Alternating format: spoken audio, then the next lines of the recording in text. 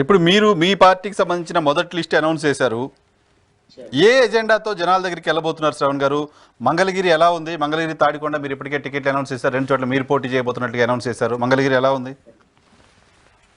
నరసింహరావు గారు, to be frankly సే, మంగళగిరిలో లేకపోతే తాడికొండలో లేకపోతే నేను అనౌన్స్ చేసిన సీట్లలో నేను గెలుస్తాను లేకపోతే మా పార్టీ అభ్యర్థులు గెలుస్తారు అనే నాకు ఏ విధమైనటువంటి అపోహలు లేవు. మాకు ఉన్నది ఒకటే కాన్ఫిడెన్స్. ఏంటి ఆ కాన్ఫిడెన్స్ అంటే, మేము 2024లో ప్రతి కాన్స్టిట్యున్సీలో 5 నుంచి 10,000 ఓట్లు తెచ్చుకొని 10 లక్షల ఓటింగ్ తోటి మా ప్రయాణం మొదలు పెట్టాలనేది నా యొక్క ఆలోచన. ఓకే, మీ గోల్ అది గోల్ రీచ్ అయితే రీచ్ అయినట్టే. ఓకే, నేను నా గోల్ ఒకటే. నేను ఈవెన్ పులివెందుల్లో దస్తగిరికి సీట్ ఇచ్చిన, ఈ రోజు కోడికత్తి శ్రీనివాస్ కూడా is going to join in my party. Okay, బాధితులందరికీ మీరు షెల్టర్ ఇస్తున్నారా? ఖచ్చితంగా.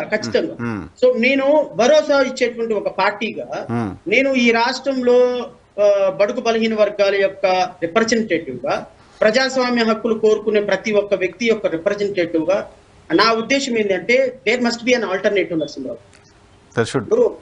మెయిన్ స్ట్రీమ్ మీడియా వదిలేసి ఈ రోజు నరసింహరావు గారు పెట్టే డిబేట్ కి నరసింహరావు గారు ఒక వీడియో వదిలితే 40-50 వేల మంది చూస్తున్నారు అంటే కారణం ఏంటి అంటే, నరసింహరావు గారు ఈజ్ అన్ ఆల్టర్నేటివ్. మోనోపోలీలో నుంచి ఆల్టర్నేటివ్ అంటే ఒక్కసారిగా ఈయన 100 కోట్లకు అధిపతి కాకపోవచ్చు నరసింహరావు, కానీ మీరు చిన్నగా ఎదిగినటువంటి విధానం మాలాంటి వాళ్ళకి చాలా మందికి స్ఫూర్తి. సో నేను కూడా ఒక రాజకీయ పార్టీ పెట్టి పావలా రూపాయి ప్రొఫెషన్ లో వచ్చేటువంటి రూపాయిని కష్టపడి పెట్టి నేను ఈ రోజున ఒక ఆల్టర్నేటివ్ సృష్టించాలి అని చూస్తున్నా. సో 2024లో నా లక్ష్యం 175 ఎమ్మెల్యే కాన్స్టిట్యున్సీలు, 25 ఎంపీ కాన్స్టిట్యున్సీలో పోటీ చేయాలి. కనీసం 50 మంది ఎమ్మెల్యేల యొక్క విజయ అపజయాలు మేము ఇన్ఫ్లుయెన్స్ చేయగలం. సూపర్. ఓకే, సో మాకు 5,000 నుంచి 10,000 ఓట్లు ఎమ్మెల్యే కాన్స్టిట్యున్సీలో, 25,000 ఓట్లు ఎంపీ కాన్స్టిట్యున్సీలో తీసుకొచ్చుకోవాలి అనేది మా టార్గెట్. ఓకే. సో 2024లో ఒక 15 లక్షల ఓట్లు, 20 లక్షల ఓట్లు మాకు వస్తే మా ప్రయాణం 2024లో మరలా ఏ ప్రభుత్వం వచ్చినా మళ్ళీ పోరాటం చేస్తాం. అంతే కదా, ఫైటింగ్ తోటే కదా. 2024లో మా పోరాటం 10 లక్షల మందితో స్టార్ట్ అవుతే 2029కి మేము రేపొద్దున 10 మందో 25 మంది అసెంబ్లీలోకి వెళ్ళడానికి ప్రయత్నం చేస్తాం. అప్పుడు చేయొచ్చు డెఫినెట్లీ.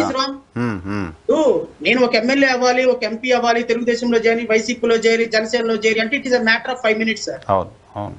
ఏ పార్టీలోకి వెళ్ళి అమ్మా నేను మీ పార్టీలో పనిచేస్తాను, మీ కండవ చేసుకుంటాను అంటే ఖచ్చితంగా వాళ్ళు ఎవరు గారు మీరు రండి టికెట్ ఇస్తాం కానీ మీ వర్గాల వాళ్ళందరికీ టికెట్ అడిగితే మేము ఇవ్వం. అది కదా పార్టీ లెక్క. వర్గాల వాళ్ళందరూ కూడా కాదు, ఇండిపెండెంట్ గా మీరు అసెంబ్లీలో రిప్రజెంట్ చేయడానికి ఏ రాజకీయ పార్టీ ఒప్పుకోదు. నేను ఒక అంబేద్కర్ వాదిగా జై భీమరావు భారత్ పార్టీ తరఫున అసెంబ్లీలోకి వెళ్ళి నా వాయిస్, వర్గాల వాయిస్ వినిపించడానికి తెలుగుదేశం పార్టీ ఒప్పుకోదు, జనసేన ఒప్పుకోదు, వైఎస్ఆర్సీపీ ఒప్పుకోదు. వీళ్ళ ఓట్లు మాత్రం కావాలి. వీళ్ళ కోసం ఒక ఇండిపెండెంట్ వాయిస్ మాత్రం ఉండకూడదు. ఇప్పుడు తెలుగుదేశంలో మాసేన రాజేష్ కి కొడుకులపూడి శ్రీనివాస్ కి టికెట్లు ఇచ్చారు. రేపొద్దున ఒక దళిత బిడ్డ ఇదే తెలుగుదేశం ప్రభుత్వంలో కొట్టి చంపేస్తారు. మాసేన రాజేష్, కొడుకులపూడి శ్రీనివాస్ మాట్లాడతారండి? ఇప్పుడు వైసీపీలో ఉన్న వాళ్ళు మాట్లాడుతున్నారా? సుబ్రహ్మణ్యం ఇష్యూలో మాట్లాడుతున్నారా? రేపొద్దున తెలుగుదేశం చంద్రబాబు నాయుడు కాదని అసెంబ్లీలో ఒక మాట మాట్లాడగలరా వీళ్ళు? రేపొద్దున ఎవరికైనా అన్యాయం జరిగితే వీళ్ళు మాట్లాడి తోలు తీసి ఎండగట్టేస్తాడు. అంతే కదా, రాజకీయ పార్టీలు గొడుగు కింద ఉన్నప్పుడు వాళ్ళ ఎజెండా మాట్లాడాలి. కానీ దళితుల హక్కులు, ఫుట్బాల్ ఇప్పుడు వీళ్ళేదో పెద్ద ప్రగల్భాలు పలుకుతున్నారు కానీ ఫుట్బాల్ ఆడతారు. రేపు తెలుగుదేశం పార్టీలో ఏ ఒక్కడ దళితుడికి, బహుజనులకి, ముస్లింస్ కి అన్యాయం జరిగినా ఒక్కడ కూడా మాట్లాడలేదు. ఇంతకుముందు మాట్లాడారా? This should not be repeat at all. So my intention is to see that we should have an independent voice in assembly. Sir, మా వాయిస్ మేము వినిపించుకోగలగాలి. రేపొద్దున మా వర్గాలకు అన్యాయం జరిగితే చంద్రబాబు నాయుడు అయినా, జగన్మోహన్ రెడ్డి చొక్కా పట్టుకుని అడగగలిగి ఉండాలి.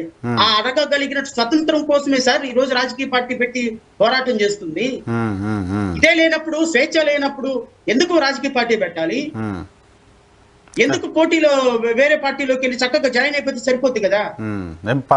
పదవి అంటే జాయిన్ అవ్వడం, కానీ మనం ప్రశ్నించడం అంటే జాయిన్ అవ్వలేదు కదా. సో ఖచ్చితంగా మా పార్టీ యొక్క ఉద్దేశం నరసింహరావు గారు, రాష్ట్రంలో బలహీన వర్గాల కోసం పోరాటం చేయటం, ఎన్నికల్లో ఆల్టర్నేటివ్ చూపించడం. 2024 కాతే 29 కాతే 34, వాట్ ఈస్ దేర్ 34 వరకైనా పోరాటం చేస్తాం తప్ప మేము ఏ రాజకీయ పార్టీతో మేము ఏ రాజకీయ పార్టీలో వాళ్ళ మడుగులకు మడుగులు వచ్చే ప్రసక్తి లేదు. We are an independent party. We have our own setup, we have our own ideology.